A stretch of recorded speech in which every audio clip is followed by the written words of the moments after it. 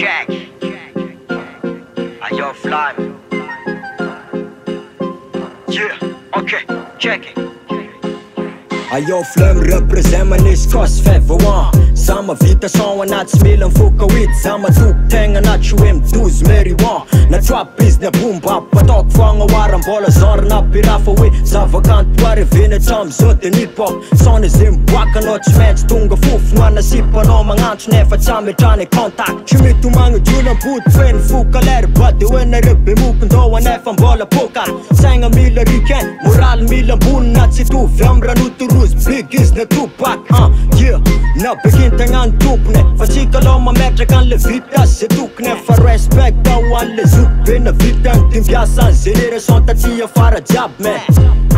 Check it out ro, filoza mbola misy na tsy mila cannabis. Jaukah Flem no fimaro o maregna antikopy karabiato ny MC o herbivaro. Check it out ro, filoza mbola misy na tsy mila cannabis. Jaukah Flem no fimaro o maregna antikopy karabiato ny MC o herbivaro.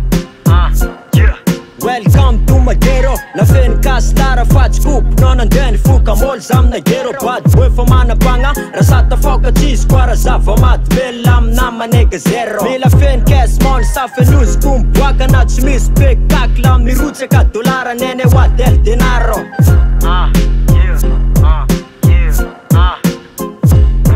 Guarda mi check it out, ze noziko miboaka no Ankafizo ny manega zay tsy faly tsika rao. Vokatrany zay miboaka raha tsy tiano de mandenga sa feza magnano raha zay mam check now, come on. Yeah, per favor tsy mivala nizaniza faragnany la deter. Koparela zady afara na fa sivy na fa valo tsy milefa nizaniza na klasy tsisy koa fa zay tianao fagnadeter.